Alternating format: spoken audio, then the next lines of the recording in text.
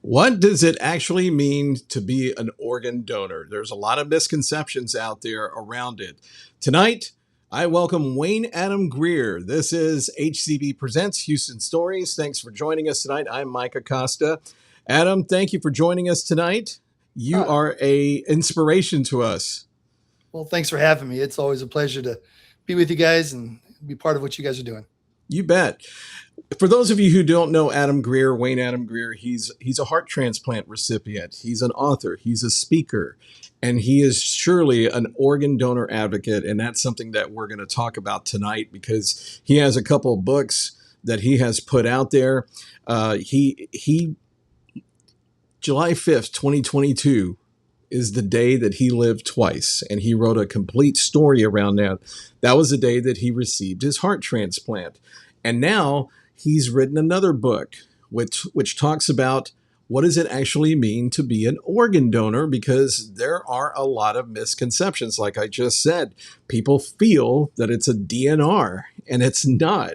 This is something that is just being proactive in life. So Adam, once again, welcome on in to HCB Presents. And what's new with you? What's going on? Man, well, lots of stuff. I continue to seek after writing, of course. You guys know that in my latest book. But just living life. Coming up on my fourth year. July will be my fourth birthday. Second birthday, and so I'm just living life, loving it. Yeah, you're about to enter kindergarten here in I'm another year, right? in pre-K right now. With Yeah, you're in pre-K right now with this anniversary that's yeah. coming up. How does that feel, by the way, that you're about to hit the 4 year mark on that since you Uh, had your heart transplant? it's there are days when it actually blows me away. There's still sometimes that reality check that it happened.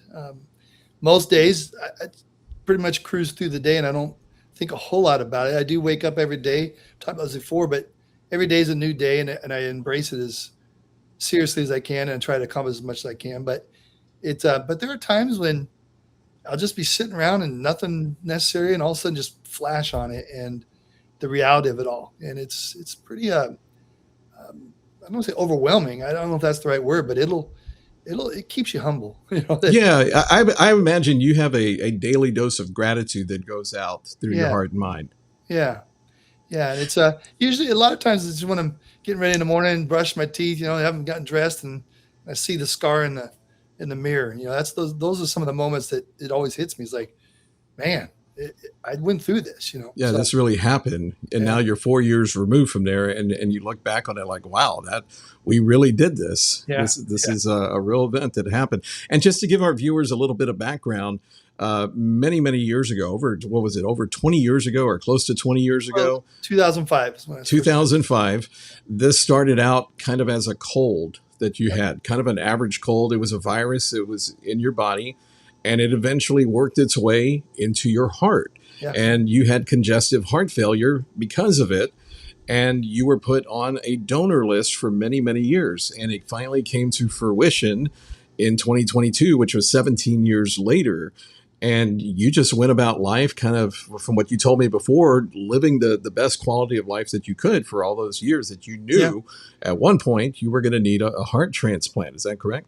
That's accurate. You get that first diagnosis that you're dying, you're in trouble, and then they worked with me and got me on certain different meds and regiment like that, and it really turned things around. From they thought in that 2005 I was going to need it. They just didn't think that I was going to get past it, and I did. And I lived 17 years, always with that knowledge though that day's coming. Some didn't escape it. There was no that was fact. We knew that from the time they released me from the hospital originally. But when they released me, they told me go live and let's just see how this goes. We'll monitor you. And so 17 years, Yeah. which is important because had I gotten a transplant in '05, there's no one can tell you how long it's going to last, but there's a good chance that I'd be looking at a second one, by 17 years, possibly it happens. People, 15 years to sometimes less than that. So go as long as you can, obviously is to your benefit. And I went 17 years. Wow. And you're still going now. You're on your fourth birthday Fourth. here, and it's very rare. There's very few people out there. I know that this doesn't this affect about 100,000 people a year? Was that what the stat was? Yeah, there's more than 100,000 in the United States right now waiting for some transplant, not necessarily hearts, just some organ uh, transplant, and uh, Yeah. there's just So not there's not enough there's just not enough organs out there, not enough yeah, donations. yeah. Now, what's the balance of that? Is it because I mean, are people is there a balance? I mean, this might be a difficult question to ask here, but is there a balance of people who are just healthier today because of they're exercising, they're taking better care of themselves, and so maybe people are not dying like they used to? Does that have anything to do with it at all? No, there's plenty of death.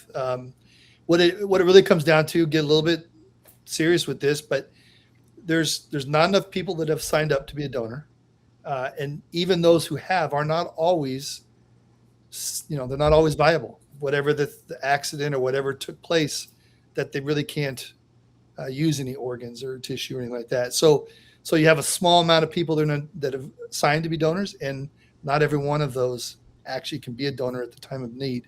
Yeah, So it's a big deal, and there's such a misconception of what donating is, and there's a lot of myths out there, and that's where this book was born, is trying to deal with some of that. But yeah, it just comes down to having the right education. I'm not here to tell someone they should or shouldn't do it. I'm sure, just trying to help people understand the facts and the value of doing it, because it's a need. There's no doubt. I'm a yeah. benefit of that. So Now, just the other day on this program, Lisbeth Newton interviewed two gentlemen who are cousins, and one needed a kidney transplant, mm, and his cousin had volunteered to do it. And for a while there, despite all the good intentions of wanting to be a kidney transplant donor, they thought he had a heart problem and they didn't know whether or not he was going to be. So you get those things that kind of get in the way of this at times, which right. is why it's super important. The point that you bring out, if you become an organ donor, it gives those who are waiting a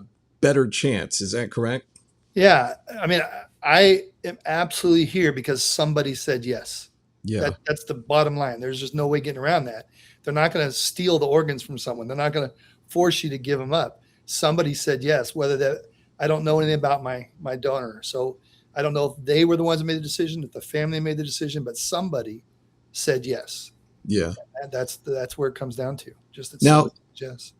so this book that this is brand new book, which came out a couple of weeks ago or so. Yeah. It's called Clarity Changes Everything: What Most People Don't Understand About Organ Donation Until It Matters. And this is about being proactive and really getting that message out there. So what is the number one thing that somebody can take from this book? Well, really, people think that the donation is a medical story. That's just all it is. Organ donation is a medical story, but it's actually a human story. And so that's really all I want to try to deal with, is that there's a lot of sides of this. There's families involved, families of the donor, families of the recipient. There's so many different people, loss and generosity, all in the same moment. And so I'm trying to help dispel a lot of that in what people believe. You brought up the DNR thing.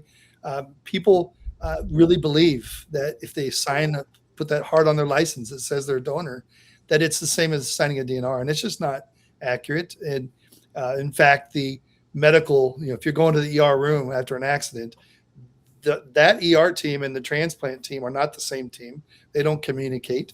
There's not a transplant team in the hallways, waiting to see if this one's going to be one for them. They don't. There's no conversation between those. So the goal at that moment is to save that life.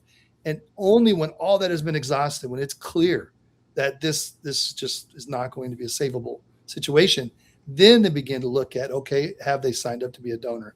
If the person hasn't signed up to be the donor, then they're going to go to the family. And this is an important part. I bring it into the book a lot, but this is something we all have to wrestle with, because somebody, if you've not made that decision one way or the other, you just haven't done anything. And so you've passed your wife, your loved ones, your parents, whoever it is out there in the waiting room, already distraught because you're inside getting treated. The doctors are going to come out now and have that conversation. And in the middle of their tragedy, in the middle of that moment, they now also have to make a decision on whether to allow a donation or not, or to say yes or no. And there's so much involved with that, because if they say no because they're in the middle of their pain, and then after they get through it all and weeks later they might feel guilty that maybe we should have, if they say yes, they may feel guilt. There's so much going on, and so it's really up to us while we're alive. We should make that decision known, whether that be yes or no. Let the family know, I don't want it. Fine, now the argument's over. They come out and say, would you like to do it? That, well, dad said no, so there's just not going to happen. Or dad said yes. And then it really is out of you don't have to make the decision except agree with what the decision of the loved one was. Yeah. And you're speaking about proactive planning with this in general. And the crisis moment that you have, like what you just walked through. If somebody is in the hospital and there's a life-threatening event that somebody has, but all through this, just like you see the cover of the book there, it's clarity. It is a moment of clarity. Yeah. This whole event that you had on July 5th of 2022 brought a brand new clarity. Yeah. And what you're trying to do is really present that to people who don't have to go through what you experience. Like Right. you're giving them your best knowledge through your experience, which is for the betterment of thousands of people. Yeah. Yeah. I hope that's what I hope to accomplish, is that it's for the betterment. This is not about, oh, I wrote a good book and I want to make money on it. It truly is all about education and just helping. There's just so many people. I have people I know, friends with, that did not live long enough waiting for their transplant and did end up passing. And so I've seen all sides of this, and going through it, and then watching it not happen for individuals. So it's a crazy thing. It's such a while we're talking, there are people literally in Houston dying while we're talking. There are people who are waiting in Houston, just in our community. Mm-hmm. And they're hoping that, you hate to say, I hope a death gives me the next chance, but death is happening, and struggle to live is happening all in the same moment. And so we can't take our parts with us. And that's just the bottom line. So understand how it impacts others. My family, I've said this before, I think the last time we talked, but in our most rejoicing moment, when I got that call, at that same moment, there's another family that clearly is not rejoicing. And that's the reality of it. It's life and death, pain and suffering, joy and sadness, all at the same moment, every single day. Yeah, there is a certain sadness and tragedy to you think about it.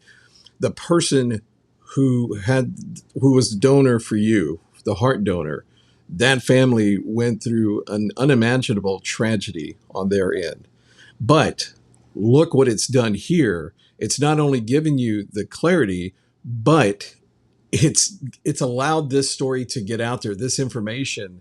Their death has led into education for people to really set the record straight. If somebody is scared, if somebody has a misconception, whatever it is, are there other reasons that you've encountered that somebody might not want to be an organ donor because they think it's a DNR thing or something like that? Are there other reasons that you have encountered that? There's a legitimate fear that once you don't have, people believe, even if you don't decide to be a donor, that if doctors, this idea that, wow, they see something, well, this is a good candidate, we could really use some parts here, that they won't work to save you because they're more concerned about that other job they have. Maybe there's this idea that we don't live in a third world country. Outside of the United States, there is a black market. I'm not going to sugarcoat that. There are things and stories, and I'm not going to go into them today, but I've done enough research and understood that outside of our country, yes, they may just kidnap you and take your parts. There's no doubt. It's not going to happen here in this country. But that doesn't change the fear. People are afraid that you're not going to work to save me because you see someone else that you're working with that maybe you believe is more valuable than my life. And so, hey, you're kind of sick anyway. There's a lot of these questions out there that we're just going to turn the other way for a minute, let the machines shut off and then get your parts. And that's tragic that is a movies. I mean, culture. Yeah. There's a story. It's a real fear, but it has no validity.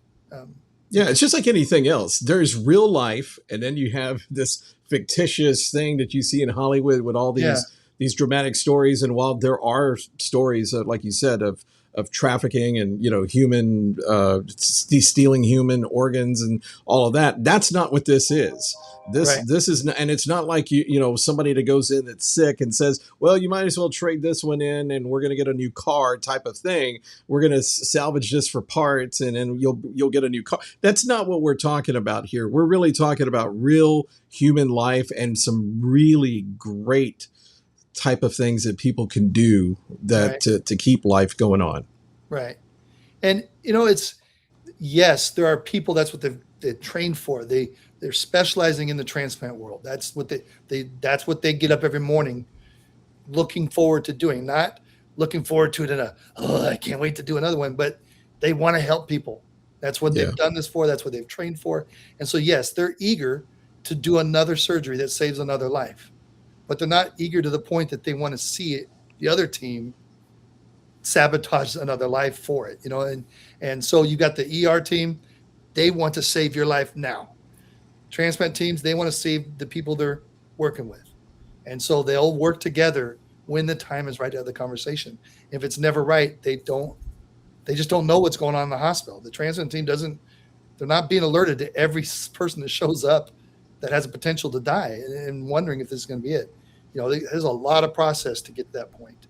And so, Now, in that, I don't know how much you know about this, but I think that it's good to talk about some of these things so people really have an understanding what goes on. But how much do you know about what really happens when you have the life saving team, which focuses on that, the emergency room team, and then you have a transplant team, which is going to be the aftermath of what happened in the first part.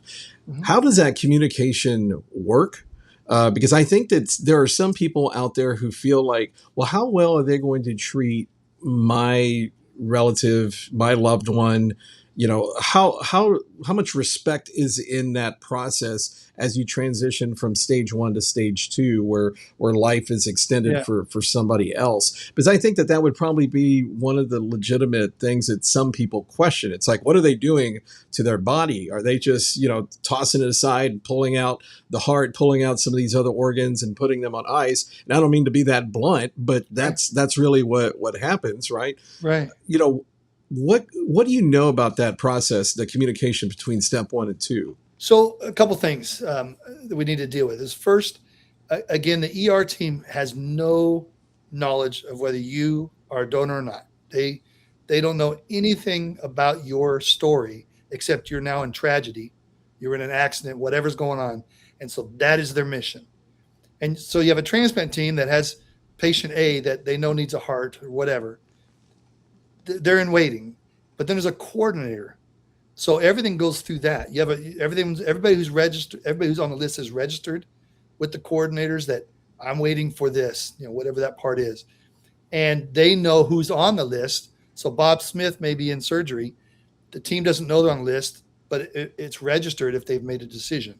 So at the moment that person, ends up, dying, then it elevates. Now the team will look up, okay, are they a donor? So quick research, find out, yes, they are. They get notified the team that's the coordinator. The coordinator then looks through the list and says, wow, this heart seems to match this person. And they'll make the call out to my team. Say, we think we have a heart, then it all begins. So it's a lot of process. And so the other thing is there could be several things being donated through that person's body: lungs, kidneys, liver, heart, eyes. All these things might be viable. They all maybe nothing happened tragically enough to destroy that. It's a team for each part. So there's my team for the heart. There's the team for the person's eyes. There's the team for the lungs. All those people are out there and they get notified. That's amazing Yeah, that and then there's a team everybody for shows every up piece for. there. Yeah, so there's a coordinated effort now. What team goes first to wherever that person is, the hospital they're being treated, They harvest that part. They show up, see if it's still confirmed this is a viable extraction, take the whatever organ is there for, they fly back to where their patient is. And so by the time it gets, usually the heart's kind of the last one. I mean, you're trying to keep everything flowing.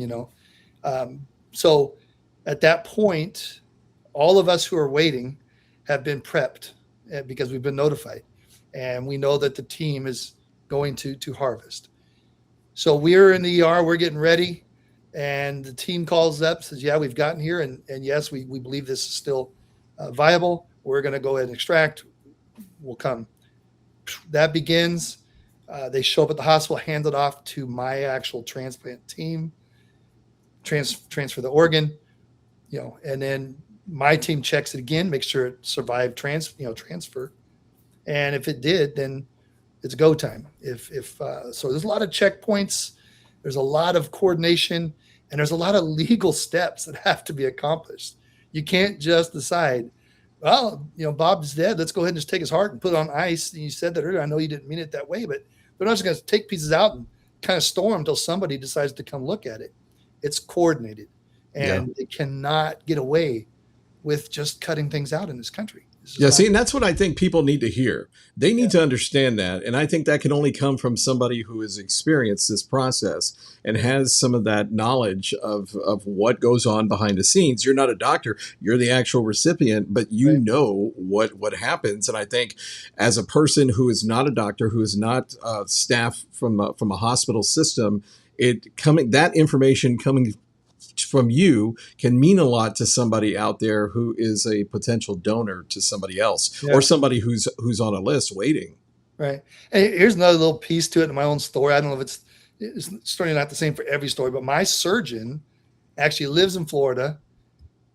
He got the call, get on a plane, come get ready. So it's not even like people because I was at Houston Methodist. It's not like that's the team that actually is doing it all 100% behind us.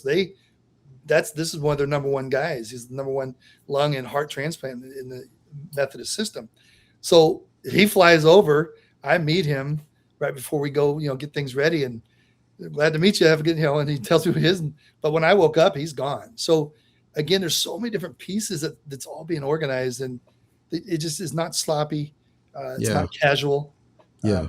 It's everyone involved is serious about their role in it, and also very serious about the reality of what's taking place. Yeah. They respect death. They respect life. They respect the families. They're just not a callous operation at all. Not at all. And once again, we're speaking with Wayne Adam Greer here tonight. He is an author, a speaker. He's a heart transplant recipient. He's obviously, as you hear him talking here tonight, he's an organ donor advocate. He is out there to educate the public on what it really means to be an organ donor. And April, we had you on to talk about your journey, and we talked a lot more in depth about what had happened and your steps to lead up to your transplant. But this book that you have here, Clarity Changes Everything, which is available on Amazon right now, you can find it on Amazon. Yes. Yeah, this book right here is really, I think, and that's why I'm asking some of the questions that I'm asking here tonight, is because I think that there's a lot of people out there, they don't know all the technical stuff, they don't know what happens in crisis. This is about being proactive, and if ever they are in a situation, or there's some people out there who might see or hear this, they have some knowledge, like, hey, this is what it's really like. In layman's terms, this is what it's really like. Right. Right. And always understand, as you're considering this and deciding for yourself, there is this reality that somebody is desperately waiting for that yes. So it's kind of like, I know when we get to the voting seasons, people are like, oh, I don't need to bother. There'll be enough people that vote. There just is not enough people. So there's not somebody else is going to take care of it. 17 people per day die waiting for their transplant. That's just real numbers. There's not enough. And so you have to that has to be involved in your thinking. Even if, again, you conclude no, I'm not trying to guilt anybody, but just make that no based on real education. And that way you're not basing it on fear. Organ donation is not simply about saving lives. It's creating possibilities where none exist without that. Had someone not said yes for me, there was no option. I wasn't going to make it. They weren't going to be able to heal me. Medicine was not going to fix the problem. So had nobody said yes, I guarantee you I wouldn't be sitting here talking to you now. I was on death's door, and every day waiting was a day closer to that. And I was deteriorating, and so that's a real thing going on in the middle of your deciding yes or no. And I don't need to bother. Don't be casual with it. Again, don't just say yes because I'm not trying to guilt you, but please take the time to educate yourself, whether it be through my book or call any donation organization out there to get all kinds of information. There's lots out there, but take the time to have the conversation with yourself and then with your family. Let your family know, because they're going to not want to be the one making a decision, and just don't put it on them. Yeah. Yeah. I want to ask you one other thing too. And it's a little bit different. It's the same subject matter, and if you don't have a lot of information about it, that's okay. But I feel that having an open conversation about this is good. What do you know about? Again, it's a very sensitive matter, and that's fine. That's why we're here talking about this, and you're sharing these stories and this information. But what do you know about kids? Juveniles who are not adult age. They don't have an ID, they don't have a driver's license, they get sick, something happens, and you have children that are under 18 of any age. Do you know anything about that? Because I'm sure that comes up quite a bit as well, right? Yes, it does. And that is totally now on the parents, the guardians. So, but I believe, because I've gone through it, and we're going through it in another family member who's juvenile, and we'll just leave it at that. It is, education matters here, especially in our world where we don't know what input these kids are getting and what things they're seeing. And so when you have a sick child who is waiting, they need the education of what it's all about. But I do think there's lots of books out there that are written for children to understand it in a childlike manner. Sometimes we shelter our kids too much. We think they're just not capable of understanding. Of course, my grandkids now all are very aware of transplant world, and it's not scared them. It's not ruined them. They're very aware, and I don't know what decision they're going to make ultimately, and when they become their own adults. But right now, I know that my children, their parents, are certainly aware of this and would know they would make the decision if needed. But that's all because we experienced it, but we've also done a lot of educating through it all. And so I think it's important, so many homeschoolers, I mean, we look for topics. I homeschooled my children. This could be a subject in your homeschool curriculum easily. It doesn't have to get real graphic. Just make it not fearful. Just talk about it enough that they're not afraid. But also just between the parents, have that conversation. What if that day happens to us? Will we be able to say yes to donation for our child, to let the child give it? Because that's a hard one. You want to talk about an emotional moment. Yeah. 100%. I can't imagine having to say yes. But there are more kids. The benefit to a child receiving a transplant is they're young enough, their bodies will grow with it. As an adult, for example, the heart, I had a certain criteria that the heart had to match. Another child's heart has not fully developed.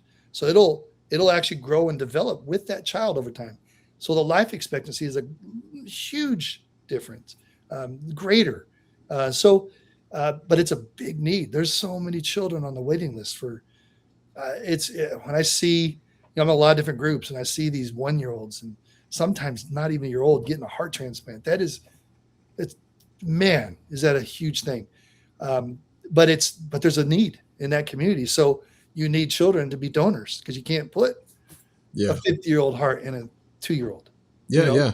So it's probably got its own. I really don't know all the numbers. It's probably something I should look at, is what is the real numbers in that young age bracket on who's waiting and what it takes. But I know it's huge, and it needs such a specialized.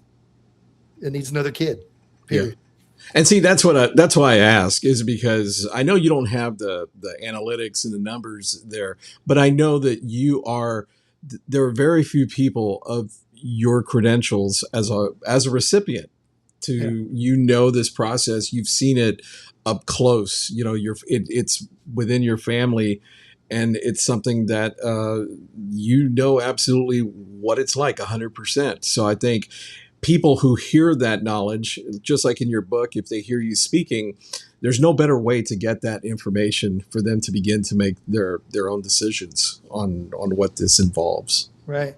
Yeah, you can, there's a lot of people that have got scholarly information, and that's not a bad thing, but finding someone's story, it'll help you understand the value to it and the importance of it. And Yeah, so that's why I will talk for the rest of my life at anyone who invite me, because it's the best thing I can do with my life is to yeah. help others have another rest of their life.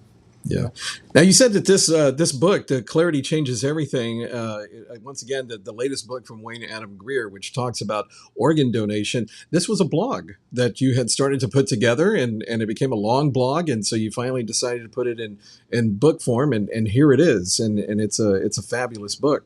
yeah, yeah. It was. I did a 32-day, the month of April. It was, April was Life Donation Awareness Month, Hmm. and so I was doing a series, and I was just taking the myths and trying to deal with them, bring truth to those myths.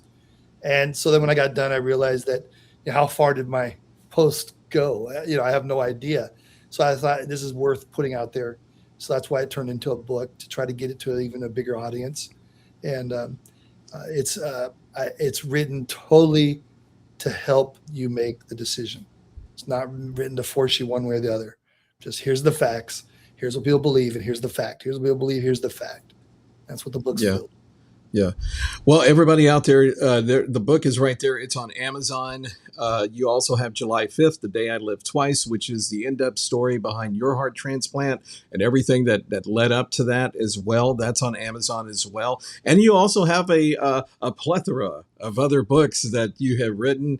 You're also a humorist as well. It's not all organ donor. We're talking about that here tonight, but you have a great sense of humor here as well, and you've done a lot of other great books. So Yeah. go out there, and it's under your name, right, on Amazon.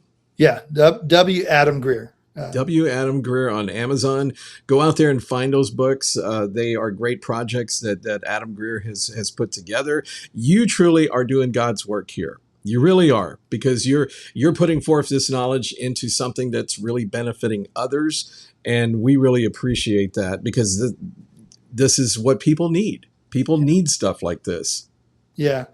Yeah. I'm just enough rebel that I don't do it the way I don't sugarcoat stuff. I'm Yeah. gonna tell the truth about stuff, and Well, I that's what. think that's what resonates with people. They want to hear a true story. They want to hear something that's authentic, and they don't want sensationalism Yeah. around it or anything. Like we were talking about all the Hollywood stuff and all the misconceptions that come out of that. In life in general, people think, oh, that must be what it's really like. Yeah. Coming here from this authentic first person view that you have, this is what people really need. Yeah. Yeah. And I watch a lot of different medical shows, and every time some kind of an organ donation is part of the story, I just like, oh man, no, sorry, wrong. You know, Hollywood is telling their side of things, and they Yeah. want to make money, right? Well, they're looking to make money, and they're looking for the viewers, and they're looking for the Yeah. sponsors, so that way they can fuel it some more. Yeah. It's an entertainment business, and it's a Yes. dramatic business, and that's the business that they are in. But Adam, thank you again for joining us tonight here on HCB Presents Houston Stories. Really appreciate it, and just I know there's just going to be more books that are forthcoming, and go out there onto Amazon and get this book. Clarity Changes Everything. What most people don't understand about organ donation until it matters. It's a wonderful manuscript that Adam Greer has put together. Go out there and get yourself educated, and also look for his other book, July 5th, The Day I Lived Twice. And of course, if you love humor as well, he has all of those books out there as well. Is there anything you want to say about those other books? It's writing has become fun. It's an addiction. I hadn't Yeah. written anything before transplant, but It's there's a lot out there. There's everything from theology, and leadership, humor. I've got a cookbook, hot dogs, the celebration of the other red meat. I've been Yeah. promoting that. Here comes Fourth of July, and so I've got all kinds. These are my recipes, and I love to cook, and so I put it all together in a book. So it's a funny one, but it's a real one, and it's got all kinds of.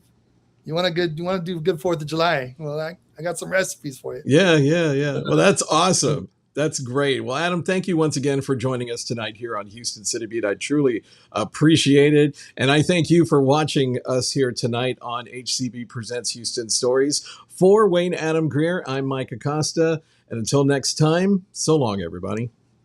Have a good night.